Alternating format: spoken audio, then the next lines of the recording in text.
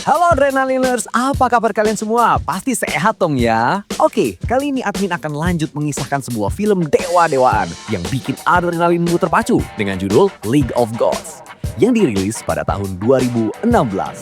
Oke, biar nggak penasaran dengan bagaimana ceritanya, langsung saja miringkan HP kamu, lemparkan kenangan bersama mantan karena film adrenalin dimulai.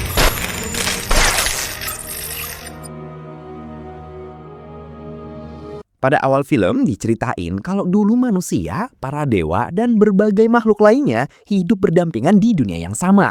Tapi karena keserakahan manusia yang makin gak terkendali, sebagian dari mereka mulai pengen menguasai dunia demi kepentingan sendiri. Akibatnya, pecahlah perang besar yang akhirnya membagi dunia jadi dua kubu, yaitu kubu kegelapan dan kubu pelindung cahaya.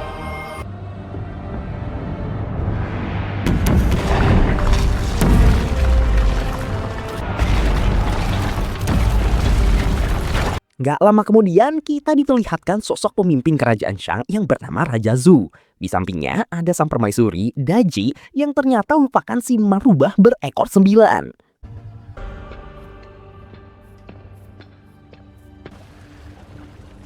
Raja Zhu sendiri dikenal sebagai penguasa yang memiliki kekuatan naga hitam dan terkenal sangat kejam.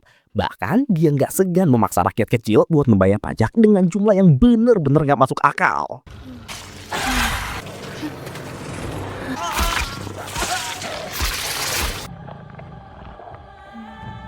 Sementara itu, di luar kerajaan, sekelompok prajurit dari kubu pelindung cahaya yang dipimpin Jiva sedang menyusun rencana buat membebaskan tetua agung dari suku gaib yang udah lebih dulu ditangkap oleh Daji. Sebelum berangkat, Jiva sempat mengingatkan adik angkatnya, Jilei, supaya jangan sampai menggunakan kekuatan sihirnya. Soalnya dia khawatir tindakan itu malah bakal memicu bahaya yang lebih besar. Gak lama kemudian, muncul seorang kakek tua bernama Jiang Zia. Ternyata beliau adalah guru dari Jiva sekaligus Jilei. Guru yang pun mulai mengungkap rahasia besar di balik Raja Zhou yang selama ini dikenal sebagai penguasa paling kejam terhadap rakyatnya. Dulu Raja Zhou sebenarnya cuma manusia biasa. Tapi setelah membuat perjanjian dengan siluman naga hitam dan rela menjadikan tubuhnya sebagai wadah, hidupnya langsung berubah total. Guru Jiang menjelaskan kalau suatu hari nanti saat ketiga matahari bersatu, naga hitam akan bangkit dalam wujud sempurnanya. Kalau itu sampai terjadi, kegelapan besar bakal menyelimuti seluruh dunia. Jadi ancaman terbesar sebenarnya bukan Daji si siluman rubah, melainkan naga hitam yang ada di dalam tubuh Raja Zhou. Karena itulah Guru Jiang memberitahu kalau tetua agung dari suku gaib yang sekarang sedang ditawan merupakan satu-satunya orang yang tahu cara mengalahkan naga hitam. Jadi mereka harus segera menyelamatkannya. Semuanya benar-benar terlambat. Beberapa saat kemudian, pas Raja Zhou lagi ngadain pesta besar di istana, Jiva bareng para prajuritnya yang baru aja tiba langsung nyusup ke dalam penjara. Mereka bergerak diam-diam buat nyari keberadaan tetua agung, karena tujuan utama mereka emang buat nyelamatin beliau secepat mungkin. Tapi setelah muter-muter cukup lama, Jiva dan pasukannya masih juga belum berhasil nemuin tetua agung.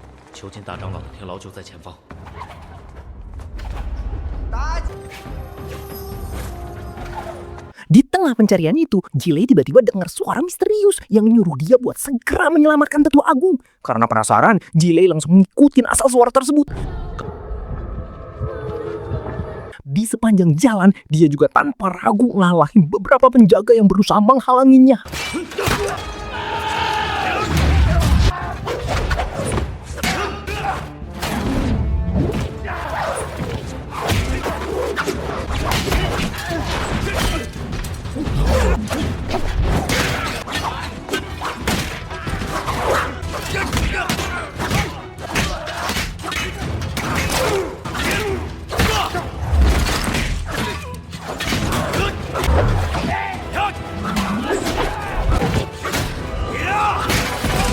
Setelah berhasil nyalain semua penjaga, Jilei dan yang lainnya akhirnya sampai di depan sebuah sel penjara. Di dalamnya ternyata ada beberapa anggota suku gaib. Dan bener aja, suara misterius yang tadi didengar Jilei ternyata berasal dari mereka.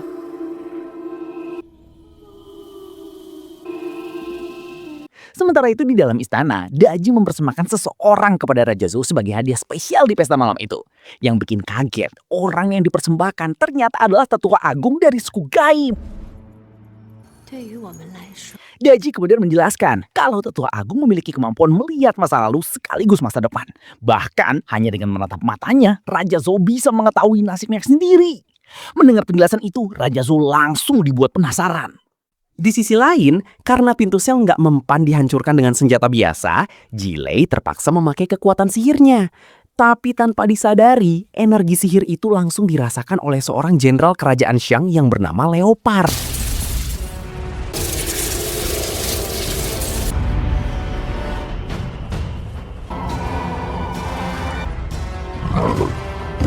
Leopard pun langsung sadar kalau Jilei pasti sedang berada di dekatnya. Soalnya sayap milik ayah Jilei yang selama ini dia simpan tiba-tiba memancarkan cahaya terang. Sementara itu di dalam istana, Raja Zhou menyuruh Tetua Agung Buan memperlihatkan masa depannya. Meski terpaksa, Tetua Agung akhirnya menggunakan kemampuannya. Tapi begitu melihat masa depannya sendiri yang penuh kehancuran, Raja Zhou langsung naik pitam dan gak mau percaya dengan apa yang baru aja dia lihat. Melihat Raja Zhou murka, Daji langsung memprovokasi dengan menyuruhnya mencongkel mata Tetua Agung.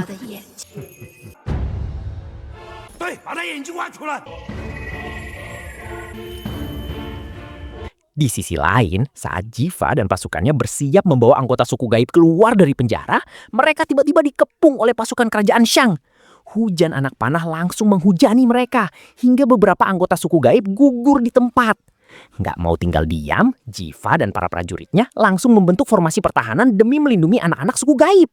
Di tengah situasi yang benar-benar genting itu, anak-anak suku gaib tiba-tiba menggabungkan kekuatan mereka dan berhasil berteleportasi ke tempat yang lebih aman.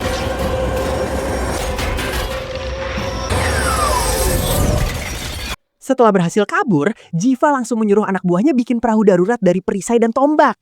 Tapi baru aja mau berangkat, mereka kembali kena masalah. Ternyata Jenderal Leopard berhasil menyusul dan langsung mengejar rombongan Jiva dengan kecepatan tinggi.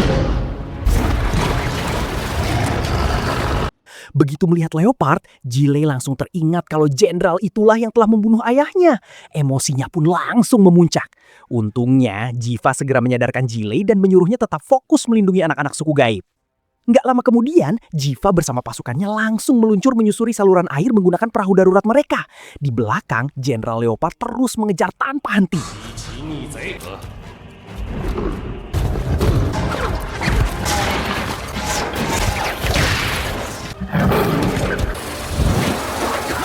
Sementara itu di dalam istana, tepat saat pasukan Raja Zhou hendak mengambil matanya, Tetua Agung langsung mengeluarkan sihir penghenti waktu. Seketika, semua orang di ruangan itu membeku dan gak bisa bergerak. Tapi anehnya, dari semua yang terkena efek sihir tersebut, cuma Raja Zhou yang sama sekali gak terpengaruh.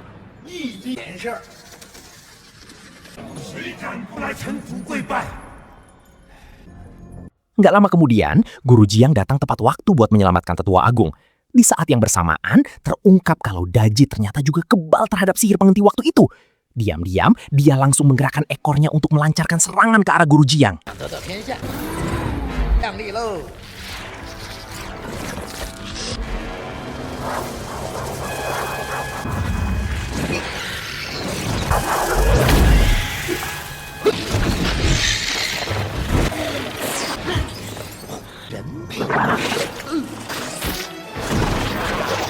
Setelah berhasil menangkap Guru Jiang, Daji langsung mengutuknya dengan sihir pembalik umur. Kutukan itu bikin usia Guru Jiang terus berkurang.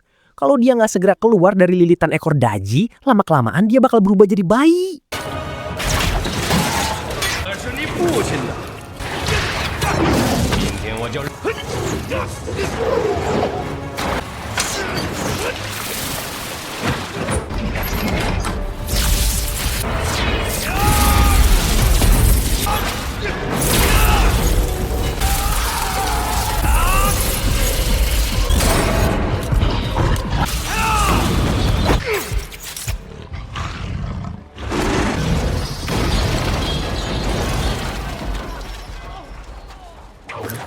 Di sisi lain, setelah berhasil lolos dari kejaran Jenderal Leopard, Jiva langsung menyuruh para prajuritnya membawa anak-anak suku gaib pergi sejauh mungkin. Sementara itu, Jiva dan Jilei memutuskan balik lagi ke istana demi menyelamatkan Tetua Agung. Beberapa saat kemudian, sihir penghenti waktu akhirnya menghilang. Seketika semua orang langsung panik saat melihat wujud asli Daji yang ternyata adalah siluman rubah berekor 9. Di tengah kekacauan itu, Tetua Agung rela mencopot sebelah matanya sendiri untuk mengalihkan perhatian Daji dan memberi kesempatan Guru Jiang melarikan diri.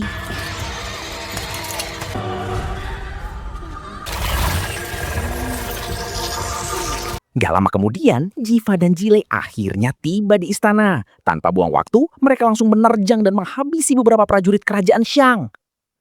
Melihat kemunculan Jiva, Raja Zhou pun berkata kalau dia boleh menyampaikan pesan kepada ayahnya, Jenderal Ji. Raja Zhou bersumpah kalau dalam waktu dekat, dia akan menghancurkan benteng pelindung cahaya.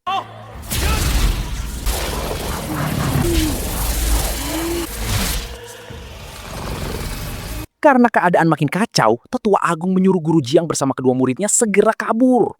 Untungnya, saat mereka melarikan diri dengan menunggangi burung bangau raksasa, Guru Jiang masih sempat menangkap mata Tetua Agung yang satunya lagi.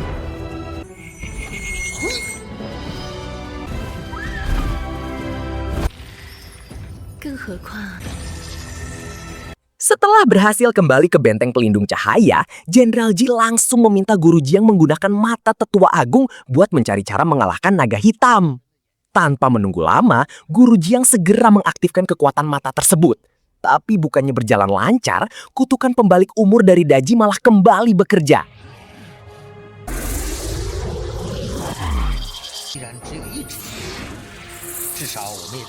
Setiap kali Guru Jiang memakai kekuatannya, usianya akan terus mundur menjadi lebih muda. Yang lebih parah lagi, kutukan itu perlahan bisa menghapus seluruh ingatan dan jiwanya.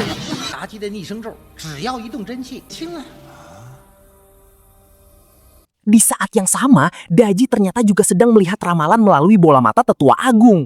Dari sanalah, mereka akhirnya mengetahui kalau satu-satunya cara mengalahkan naga hitam adalah menggunakan pedang cahaya. Masalahnya, hanya naga emas sejati yang mampu mengendalikan pedang tersebut. Begitu mengetahui rahasia itu, Daji langsung memerintahkan Jenderal Leopard untuk menghentikan kubu benteng pelindung cahaya sebelum mereka berhasil menemukan pedang cahaya. Sementara itu, di benteng pelindung cahaya, Jilei yang merupakan keturunan klan manusia bersayap akhirnya memutuskan untuk membangkitkan sayapnya sendiri. Dia langsung melompat dari atas tebing dengan harapan sayapnya akan muncul. Tapi di detik itu juga, bayangan saat ayahnya dibunuh oleh Jenderal Leopard kembali menghantui pikirannya.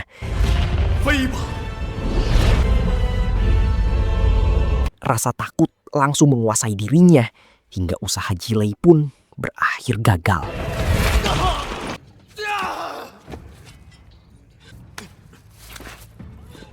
Keesokan harinya, Guru Jiang memanggil Jilei dan menyerahkan sebuah peta rahasia. Guru Jiang kemudian menyuruhnya segera berangkat untuk mencari pedang cahaya dengan berbekal peta tersebut. Gak lama kemudian, dari mata air kehidupan tiba-tiba muncul sebuah bola api. Sesaat setelah itu, bola api tersebut berubah menjadi seorang anak kecil yang super lincah. Anak itu ternyata bernama Neza. Guru Jiang lalu menjelaskan kalau Neza bakal menemani Jilei selama perjalanan mencari pedang cahaya. Tapi ternyata Neza bukan tipe orang yang gampang disuruh-suruh.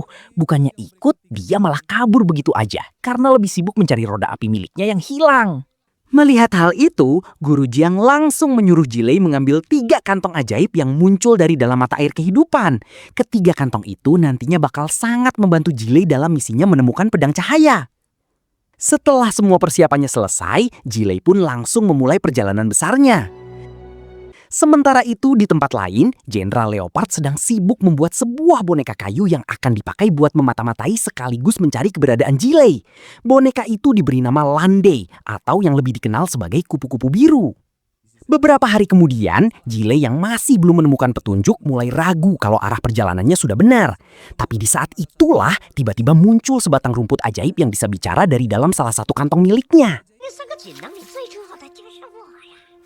Ternyata rumput itu memang sengaja dititipkan Guru Jiang buat membantu Jilei menemukan pedang cahaya.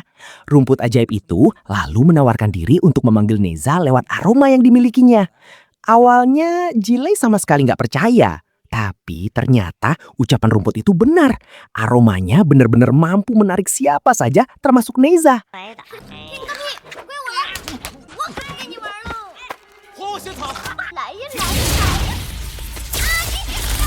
Sayangnya, aroma itu juga menarik perhatian makhluk lain yang jauh lebih berbahaya.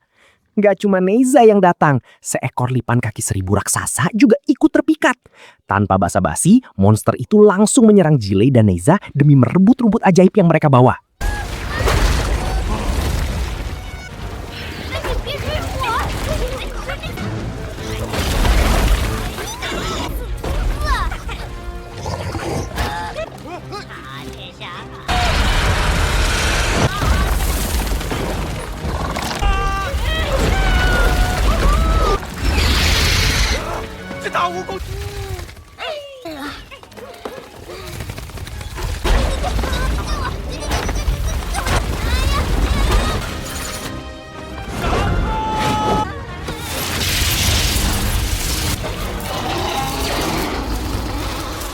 Setelah berhasil mengalahkan lipan raksasa itu, Neza langsung mengambil salah satu kantong milik Jilei.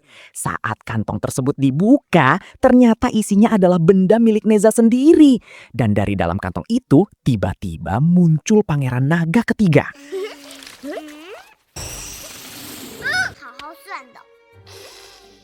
Ternyata, beberapa waktu sebelumnya, Neza pernah menghancurkan istana laut timur milik keluarga Pangeran Naga.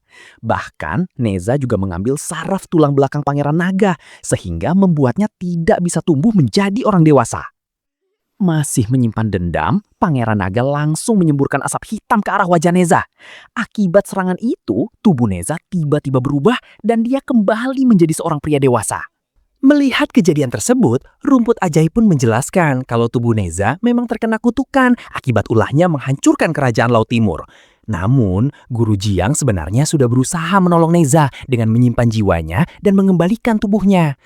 Sayangnya, karena roda api milik Neza telah hilang, tubuhnya menjadi tidak stabil dan bisa berubah bentuk kapan saja. Akhirnya, Jilei menggunakan rumput ajaib untuk mengikat Neza dan membawanya ikut mencari pedang cahaya. Mendengar tawaran itu, Neza tetap nggak tertarik dan masih memilih buat mencari roda apinya sendiri. Tapi setelah Jilei berjanji kalau dia bakal membantu menemukan roda tersebut, Neza akhirnya berubah pikiran dan bersedia ikut membantu Jilei mencari pedang cahaya. Sejak saat itu, Jilei pun melanjutkan perjalanan bersama Neza dan rumput ajaib yang terus menjadi penunjuk jalan bagi mereka. Beberapa hari berlalu, tapi bukannya menemukan tujuan, mereka malah terus berputar-putar di tempat yang sama. Sampai akhirnya, tanpa sengaja mereka masuk ke sebuah portal misterius dan tiba di sebuah kota yang terlihat sangat aneh.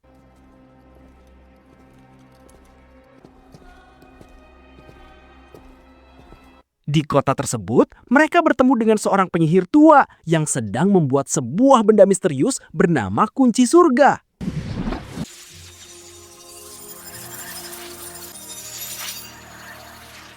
Melihat kunci itu, Neza langsung tertarik dan berniat mengambilnya. Tapi aksinya ketahuan oleh sang penyihir.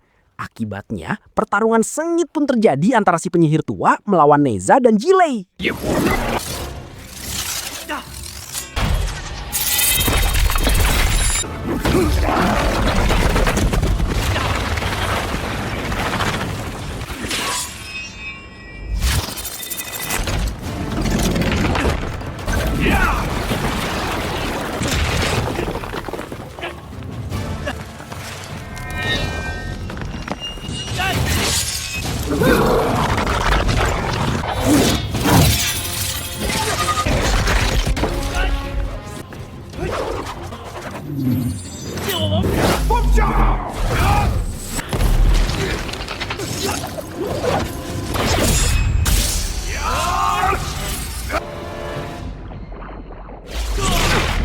Setelah pertarungan selesai, akhirnya terungkap siapa sebenarnya penyihir tua tersebut. Ternyata dia adalah Yang Jian, seorang pendekar kuat yang sudah lama terjebak sendirian di dalam kota palsu itu akibat kutukan dari siluman rubah Daji. Melihat kesempatan itu, Jilei langsung meminta bantuan Yang Jian untuk melawan Daji dan naga hitam. Tapi ternyata Yang Jian menolak mentah-mentah permintaan tersebut. Dia lebih memilih membalas dendam kepada Daji dengan caranya sendiri, menggunakan kekuatan yang dia miliki. Kemudian, rumput ajaib menyuruh Jilei membuka kantong terakhir yang mereka bawa. Dan ternyata di dalamnya terdapat anjing langit peliharaan milik Yang Jian. Rumput ajaib pun mencoba membujuk Yang Jian untuk ikut bersama mereka mencari pedang cahaya sebelum 3 matahari bersatu. Namun Yang Jian tetap tidak tertarik dan memilih pergi untuk mencari armor emasnya bersama anjing langit tersebut. Setelah Yang Jian pergi, Jilei kembali membuka peta pedang cahaya. Dari petunjuk yang ada di dalamnya, ternyata mereka membutuhkan sebuah perahu portable untuk bisa melanjutkan perjalanan berikutnya. Karena membutuhkan perahu portable, Jilei dan Neza akhirnya pergi menuju sebuah desa yang sudah lama ditinggalkan oleh Raja Zhou. Menurut rumput ajaib, kemungkinan besar perahu portable tersebut berada di desa itu. Agar pencarian lebih cepat, Neza pun memutuskan untuk berpencar dan mencari sendiri-sendiri. Saat sedang berjalan sendirian, Jilei tiba-tiba bertemu dengan seorang gadis cantik. Tapi ternyata gadis itu bukan orang biasa. Dia adalah kupu-kupu biru, boneka kayu buatan Jenderal Leopard yang dikirim untuk memata-matai Jilei. Keduanya lalu bermain bersama di tengah kawanan kupu-kupu yang sangat indah. Sampai akhirnya, kupu-kupu biru berhasil menyentuh tubuh Jilei dan langsung mendapatkan semua informasi dari ingatannya.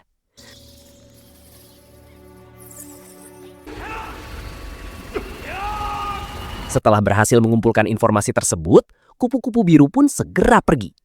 Jenderal Leopard kemudian mengambil semua ingatan yang berhasil dikumpulkan oleh kupu-kupu biru.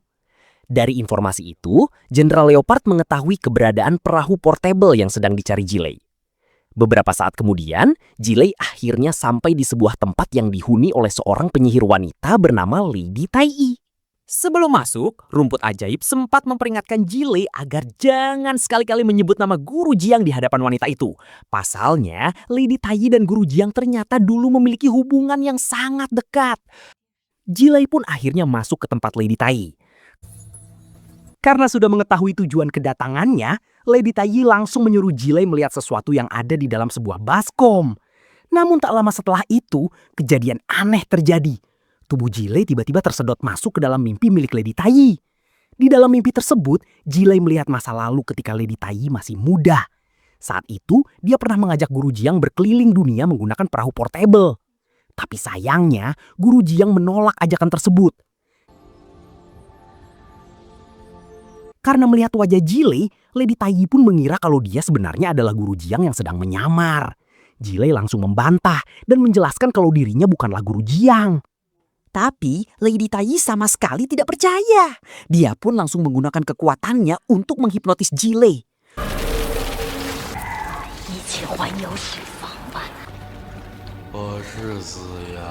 Untungnya saat Jilei hampir kehilangan kesadaran, rumput ajaib dengan cepat menyerangnya dan berhasil membuatnya kembali sadar. Setelah kembali ke dunia nyata, rumput ajaib langsung mengambil perahu portable sebelum Lady Tai terbangun dari mimpinya.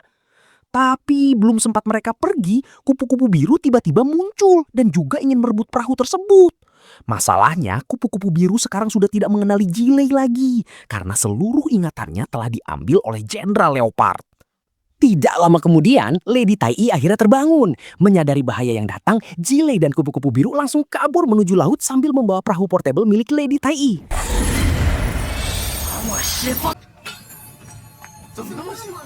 Sementara itu, Neza yang sama sekali tidak tahu apa yang terjadi malah ikut-ikutan berlari mengejar mereka.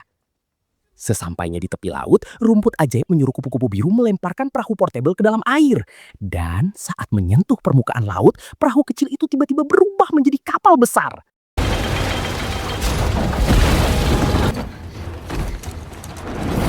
Saat berada di tengah laut, Neza mencoba mengendalikan perahu portable tersebut. Tapi ternyata usahanya gagal. Pasalnya, perahu itu bukan dikendalikan dengan tenaga atau sihir, melainkan hanya bisa bergerak mengikuti pikiran orang yang berada di dalamnya. Gak lama kemudian, Pangeran Naga keluar dan mengatakan kalau dia ingin segera pulang. Mendengar hal itu, kupu-kupu biru langsung merasa khawatir. Menurutnya, kalau perahu ini mengikuti keinginan Pangeran Naga, mereka bisa saja langsung pergi menuju Laut Timur. Dan kalau itu terjadi, mereka bakal terlambat sampai ke lokasi pedang cahaya. Mendengar penjelasan tersebut, Neza mulai curiga kepada kupu-kupu biru. Dia heran, bagaimana bisa kupu-kupu biru mengetahui begitu banyak informasi tentang pedang cahaya. Neza pun langsung mengangkat tubuh kupu-kupu biru dan memaksanya untuk mengungkap identitas aslinya. Namun, sebelum mendapatkan jawaban, Pangeran Naga tiba-tiba menyemburkan asap ke wajah Neza. Akibatnya, tubuh Neza kembali berubah menjadi anak kecil. Setelah itu, Jilei yang juga penasaran akhirnya bertanya kepada kupu-kupu biru tentang bagaimana dia bisa mengetahui informasi mengenai pedang cahaya. Kupu-kupu biru pun menjelaskan kalau dia bisa membaca pikiran seseorang hanya dengan menyentuh tubuh mereka. Tapi setelah mendapatkan informasi tersebut, akan ada seseorang yang mengambil seluruh ingatannya. Sehingga kupu-kupu biru sendiri tidak lagi mengingat apa yang sudah dia lihat. Keesokan harinya, Jenderal Leopard kembali mengambil ingatan dari kupu-kupu biru. Akibatnya, kupu-kupu biru langsung kesakitan karena sebagian ingatannya terus direnggut. Melihat hal itu, Jilei ingin segera menolongnya. Tapi rumput ajaib langsung melarangnya. Menurut rumput ajaib, mereka belum tahu siapa sebenarnya kupu-kupu biru. Bisa saja dia adalah mata-mata yang dikirim oleh musuh. Namun, Jilei tidak tega melihat kupu-kupu biru terus menderita. Dia pun mengabaikan peringatan tersebut dan menggunakan kekuatannya untuk melindungi ingatan kupu-kupu biru agar tidak bisa diambil lagi oleh orang lain. Saat pagi tiba, kupu-kupu biru akhirnya terbangun. Dan yang mengejutkan, dia masih bisa mengingat Jilei. Sementara itu, pada malam harinya, kekhawatiran kupu-kupu biru akhirnya benar-benar terjadi. Perahu portable yang mereka gunakan ternyata bergerak mengikuti keinginan Pangeran Naga. Sementara itu, di dasar laut, Raja Laut Timur yang bisa merasakan keberadaan anaknya langsung merasa sangat bahagia. Dia pun segera memerintahkan seekor monster gurita raksasa untuk membawa Pangeran Naga dan Neza kembali ke istana bawah laut.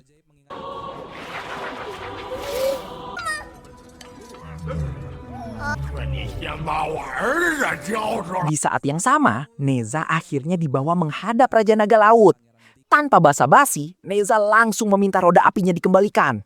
Namun, Raja Naga justru meminta Neza mengembalikan anaknya terlebih dahulu, yaitu Pangeran Naga. Mendengar permintaan itu, Neza malah mengatakan kalau dia sudah memakan Pangeran Naga. Mendengar hal tersebut, Raja Naga langsung murka. Tanpa berpikir panjang, Raja Naga pun memerintahkan seluruh pasukannya untuk menyerang Neza.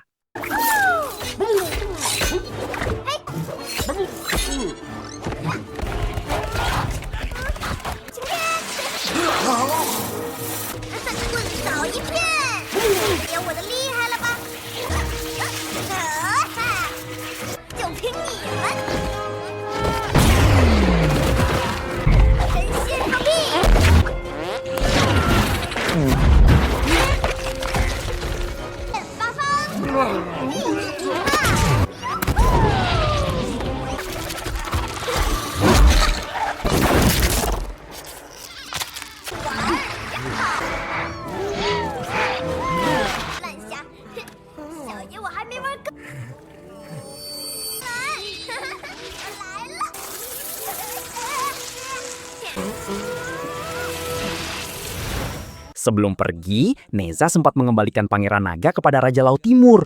Dan ternyata selama ini Pangeran Naga masih aman karena Neza belum benar-benar memakannya. Dia masih berada di dalam kantong. Sementara itu di langit, perahu portable terus melaju melewati awan gelap hingga akhirnya tiba di sebuah kota tua yang sudah hancur dan terbengkalai. Di tempat itu, Jilei menemukan ukiran berbentuk burung matahari yang terpahat di sebuah batu. Dari ukiran tersebut, Jilei langsung menyadari sesuatu yang mengejutkan. Ternyata, kota tua yang melayang di langit itu adalah kampung halamannya sendiri.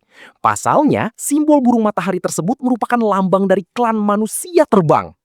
Dahulu, saat masih kecil, Jilei pernah mengikuti upacara untuk penerbangan pertamanya sebagai anggota klan manusia terbang. Namun, di saat yang seharusnya menjadi momen bahagia itu, pasukan Raja Zhou tiba-tiba datang menyerang. Mereka menghancurkan kota tersebut dan membunuh kedua orang tua Jilei. Sejak kejadian itu, Jilei mengalami trauma besar.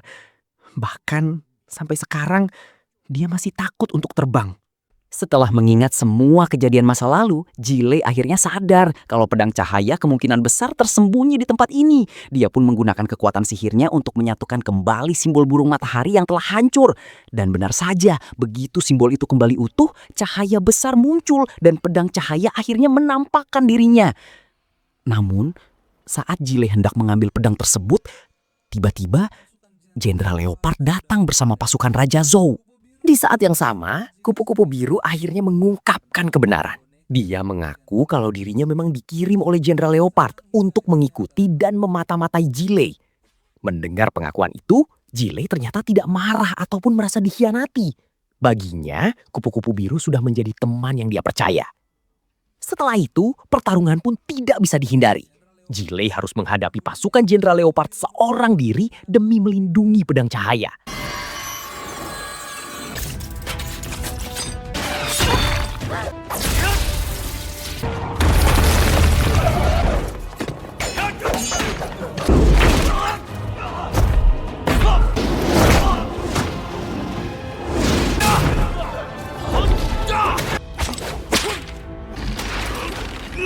Di tengah pertarungan yang semakin sengit, salah satu prajurit berhasil mendekati pedang cahaya. Namun saat mencoba mengambilnya, tubuh prajurit itu langsung hancur karena tidak mampu menahan kekuatan pedang tersebut. Melihat hal itu, kupu-kupu biru langsung meminta kepada Jenderal Leopard agar tidak membunuh Jilei. Sebagai gantinya, kupu-kupu biru bersedia mengorbankan dirinya sendiri untuk mengambil pedang cahaya tersebut.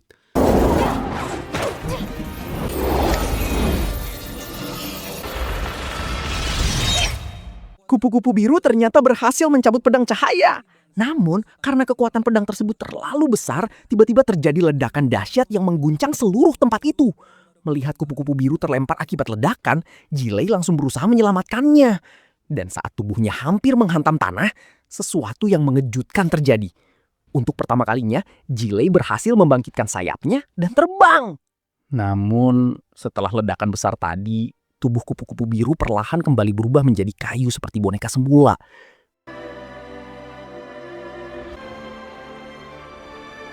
Merasa sedih, Jilei akhirnya meletakkan tubuh kupu-kupu biru di antara reruntuhan bangunan, lalu pergi membawa pedang cahaya. Di tengah perjalanan, Jilei akhirnya bertemu kembali dengan Neza yang sudah berhasil mendapatkan roda apinya. Sementara itu, Daji mulai mengerahkan pasukannya untuk menyerang benteng pelindung cahaya.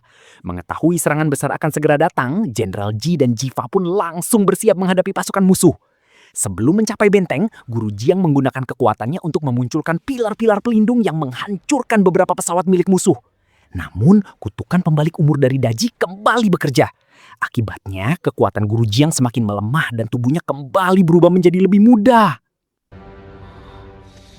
Sementara itu, saat 3 matahari hampir berada dalam posisi sejajar, Jilei dan Neza akhirnya bertemu kembali dengan Yang Jian, yang ternyata sudah berhasil mendapatkan armor emas miliknya. Di saat yang sama, pasukan musuh akhirnya berhasil menembus pertahanan benteng pelindung cahaya. Dan setelah itu, peperangan besar antara kedua kubu pun tidak bisa lagi dihindari.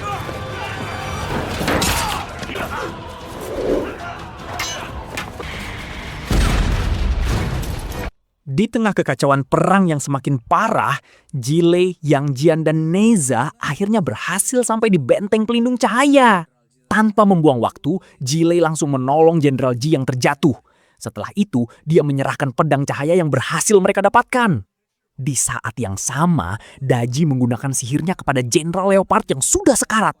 Dengan kekuatannya, Daji mengubah Leopard menjadi sosok monster raksasa yang jauh lebih mengerikan.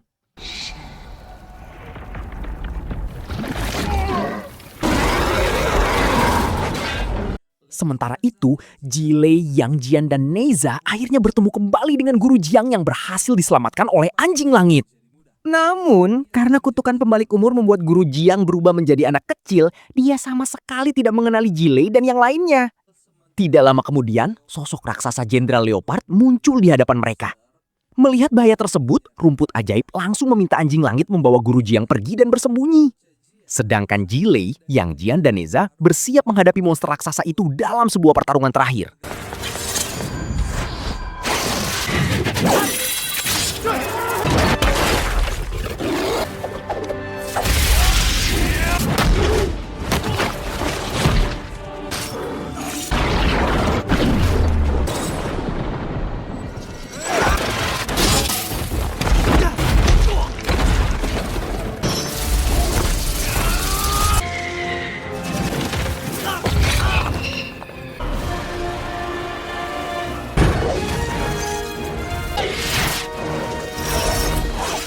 Di sisi lain, rumput ajaib menuntun anjing langit menuju mata air kehidupan.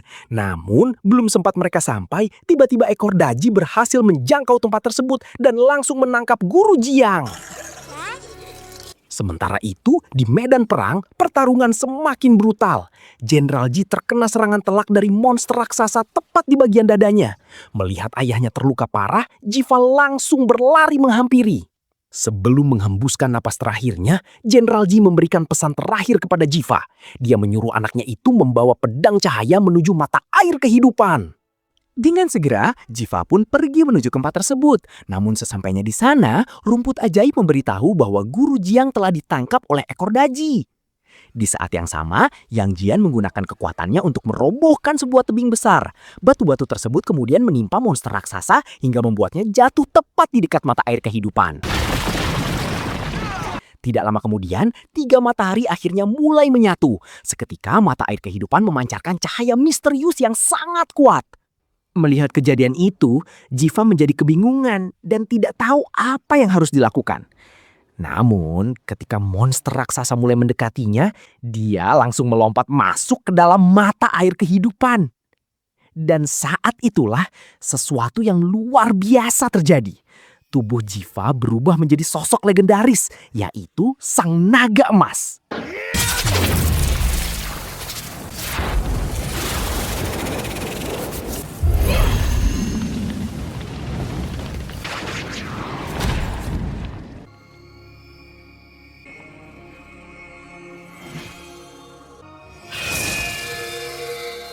Setelah kejadian tersebut, dengan hadirnya pedang cahaya dan kemunculan pahlawan naga emas, kubu benteng pelindung cahaya akhirnya mulai bergerak untuk menyerang dan menghancurkan kerajaan Shang.